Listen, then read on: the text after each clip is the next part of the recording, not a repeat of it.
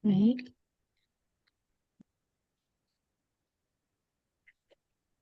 Assalamualaikum warahmatullahi wabarakatuh. Waalaikumsalam Perkenal, warahmatullahi Perkenalkan kami adalah mahasiswi dari Universitas Pendidikan Mitra Indonesia. eh, Membuat video ini untuk memenuhi tugas dari mata kuliah Manajemen dan Sistem Pendidikan.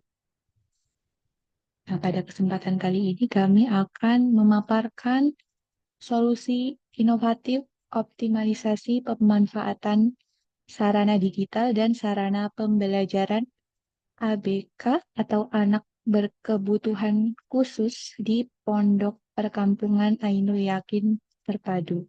Adapun anggota kelompok kami berjumlah 2 orang, yaitu saya sendiri, Nafi Atunisa dengan NIM 22123033 dan Wardah Jakaria dengan NIM 22123047.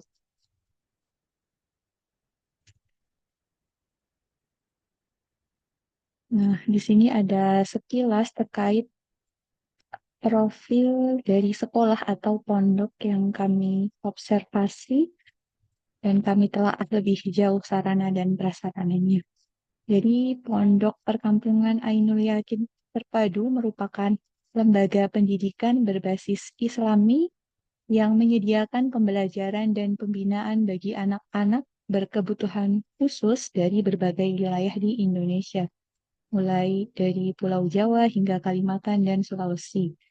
Nah, lembaga ini dilengkapi dengan sarana dan prasarana yang mendukung proses pendidikan, baik dari aspek fisik, digital, maupun layanan adaptif, sehingga para santri dengan latar belakang yang beragam dapat memperoleh pendidikan yang manusiawi, inklusif, dan mendapatkan kesempatan untuk memperdalam pembinaan keagamaan sebagai bagian dari perkembangan diri mereka sendiri. Untuk eh, rekomendasi inovasi di aspek sarana dan prasarana, kami memberikan ada 5 ide inovasi. Untuk ide yang pertama adalah pojok digital terpadu ABK. Nah, jadi ide pertama ini atau solusi inovatif pertama berupa mengadakan pojok digital terpadu untuk memaksimalkan fasilitas elektronik yang memang sudah tersedia di pondok sebelumnya, yang meliputi ada tablet, laptop, speaker, dan aplikasi digital yang lain. Jadi, dikelompokkan dalam satu area khusus yang aman dan mudah diakses. Nah, pengelolaan manajemen sarana dan prasarana ini bisa dimulai dengan merencanakan terlebih dahulu apa saja yang akan ditaruh di pojok digital ini, kemudian kebutuhan perangkatnya ada apa saja, pengorganisasian juga, kemudian ada alur peminjaman apabila santri ingin memanfaatkan alat elektronik tersebut, kemudian ada jadwal penggunaan sampai evaluasi efektivitas melalui observasi guru dan umpan balik dari orang tua. Nah, pojok ini juga bisa menjadi ruang latihan teknologi bagi ABK sejalan dengan proses literasi digital yang sudah berjalan. Kemudian inovasi nomor 2 adalah buku log Sarpras ABK atau buku yang berisi pencatatan harian yang menampung kondisi sarana, frekuensi penggunaan, dan laporan kerusakan. Jadi kalau rusak tidak hanya dilaporkan secara langsung, namun ada buku catatannya, baik sarana prasarana yang bersifat digital maupun non-digital. Nah, inovasi ini bisa memperkuat fungsi manajemen dalam hal pengawasan dan dokumentasi karena sekolah atau pondok memiliki data real time yang lebih terstruktur dibanding metode sederhana sebelumnya. Kemudian cara penerapannya adalah ustadz atau ustazah pengasuh cukup mengisi log setelah setiap menggunakan ruangan, meja, kursi, atau alat peraga, permainan edukatif, atau perangkat elektronik apapun. Nah, dari data ini, sekolah atau pondok pesantren dapat merencanakan prioritas perbaikan sarana dan prasarana sesuai dengan anggaran terbatas dan mencegah kerusakan yang berulang.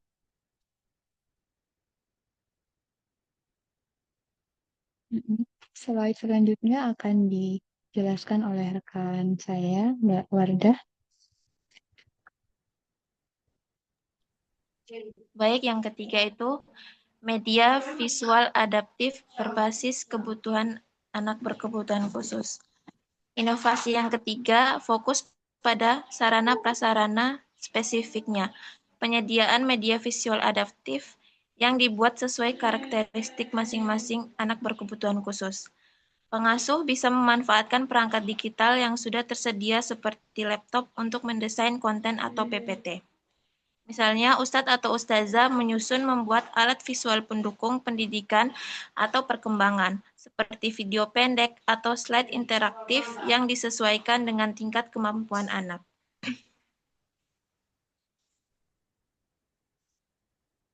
Yang keempat, pojok alat peraga terintegrasi. Inovasi yang keempat menyediakan satu ruangan atau sudut khusus untuk menaruh alat peraga multisensori, baik visual, audio, sampai alat permainan edukatif.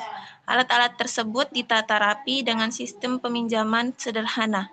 Evaluasi efektivitasnya dilakukan melalui observasi peningkatan partisipasi dan melalui catatan perkembangan siswa ABK. Pojok ini tidak menyarankan pondok untuk membeli peralatan baru, cukup mengumpulkan alat peraga yang sudah ada dan menatanya secara rapi di ruangan khusus.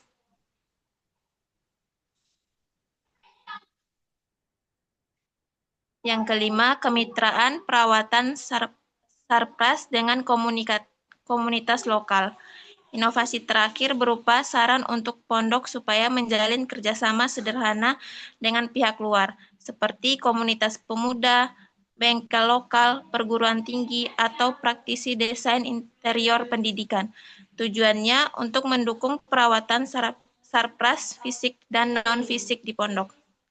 Inovasi ini berupa saran untuk pondok supaya menjalin kerjasama sederhana dengan pihak luar, seperti komunitas pemuda, bengkel lokal, perguruan tinggi, atau praktisi desain interior pendidikan. Tujuannya untuk mendukung perawatan sarpras fisik dan non-fisik di pondok.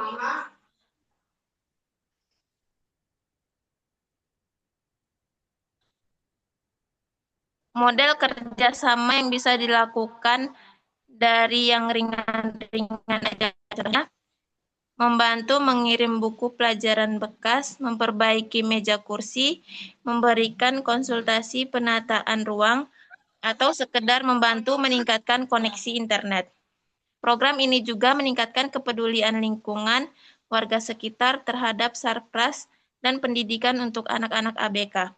Karena dengan adanya kerjasama, warga atau komunitas sekitar sedikit banyak terlibat dalam proses perawatan sarpras pondok ABK dan evaluasinya.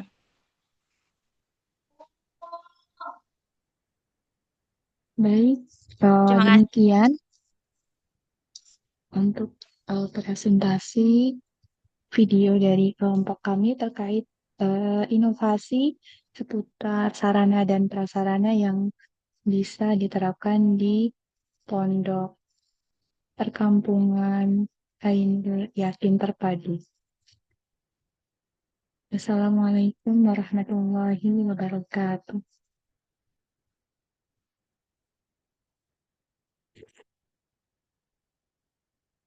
Udah, Mbak nggak ke-record nggak, Mbak?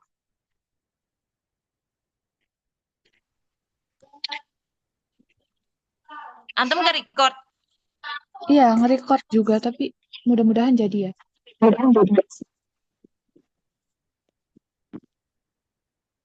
Udah dulu ya, Mbak.